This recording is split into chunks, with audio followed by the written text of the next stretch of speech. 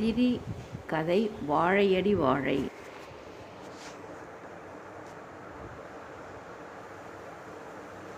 December 31, 2024 காலை 10 மணி அளவில் gen Z ரஷ்யாவிற்கு லேசாக வலிய ஆரம்பித்தது. கணவன் மில்லினியன் அனிருத்திடம் சொல்லவே, வா வீட்டில் இருக்க வேணாம், ஹாஸ்பிட்டல் போலான் என்றபடி தன் மாமியார் ஜென்னக்ஸ் வித்யாவிடம் போய், ஆண்டி, அக்ஷுவுக்கு பெயின் ஸ்டார்ட் ஆயிடுச்சு, நான் கார் எடுக்கிறேன், நீங்கள் அவளை கூட்டிகிட்டு வந்துருங்க என்றான். ஸ்டவ்வை அவசரமாக ஆஃப் செய்த வித்யா தன் கணவன் ஜென்னக்ஸ் பாலுவிடம், நீங்கள் உங்கள் அம்மாவை பார்த்துக்கோங்க, நம்ம குழந்தைக்கு லேபர் பெயின் வந்துருச்சு, நான் ஹாஸ்பிட்டல் கிளம்புறேன் என கூறியபடியே ஒரு பையில் தேவையான பொருட்களை கவனமாக எடுத்துக்கொண்டாள். அதில் மொபைலும் சார்ஜரும் அடக்கம். பேபி பூமர் ராஜத்திற்கு சமீப காலமாக காது சரிவர கேட்பதில்லை.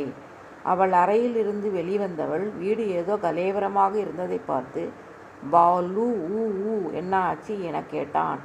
மாமியார் குரலை கேட்ட வித்யா, அக்ஷு பாட்டிக்கிட்ட பிளெஸ்ஸிங் வாங்கிக்கோ என்றாள்.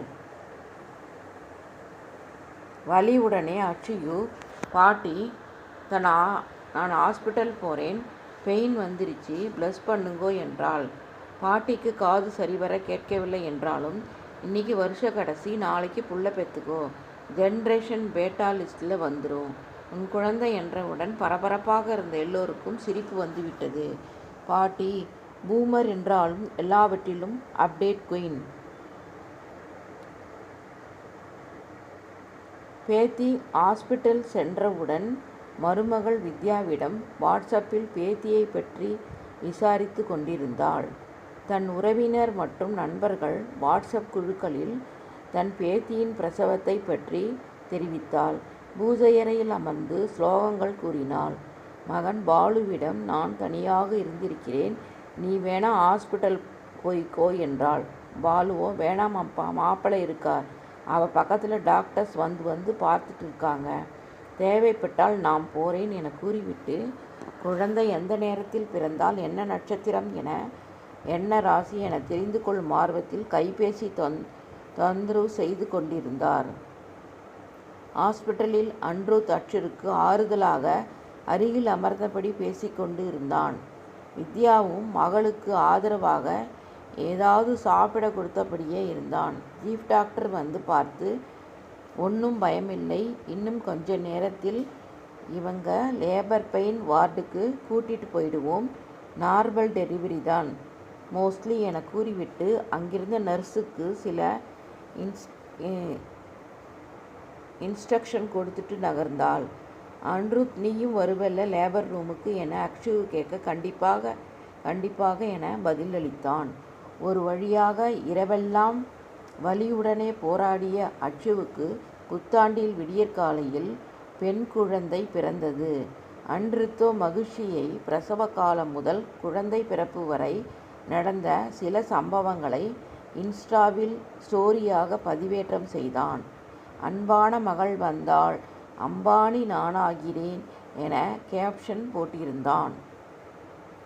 வித்யா, பாலு, ராஜு எல்லோரும் ஆனந்தத்தை கைபேசியில் ஸ்டேட்டஸ் வழியாக வெளிக்காட்டி கொண்டிருந்தனர். ராஜத்திற்கு பேத்தியையும் கொள்ளு பேத்தியையும் உடனே பார்த்துவிட வேண்டும் என பாலுவிடம் ஹாஸ்பிட்டல் போலாம் வா என கட்டளையிட்டு உடனே வந்துவிட்டாள். வந்தவன் குழந்தையை பார்த்து ரசித்துவிட்டு தன் மொபைலில் ஒரு கிளிக் செய்தான். அதுவும் செல்ஃபி.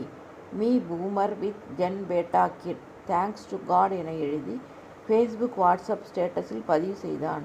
எல்லோரும் சிரிக்க, ஜென் பேட்டா கிட், இவ என்னெல்லாம் சேலஞ்ச் இருக்குமோ, இவ வளர்றப்ப முதல்ல குழந்தை கையில் செல்ஃபோன் கொடுக்கக்கூடாது என்றான். எல்லோரும் அவளை பார்க்க, அன்று பிறந்த ஜென் பேட்டா கிட்டும், இவ்வளோ நேரமாக கையில் செல்ஃபோன் வச்சுக்கிட்டு இருந்த நீங்கள் என்ன செல்ஃபோன் யூஸ் பண்ணக்கூடாதுன்னு சொல்கிறீங்களா? வரேன், வீட்டுக்கு வந்து டெக்னாலஜியே வளர்றப்ப என்ன மாதிரி கிட்ஸை பற்றி உங்களுக்கு புரிய வைக்கிறேன் என மனதில் நினைத்தபடி சிரித்தது. ராஜமோ குழந்தை சிரிக்கிறத பாரு, பகவான் அதுக்கு பூ காமிச்சிருப்பார் அதான் என்றான்.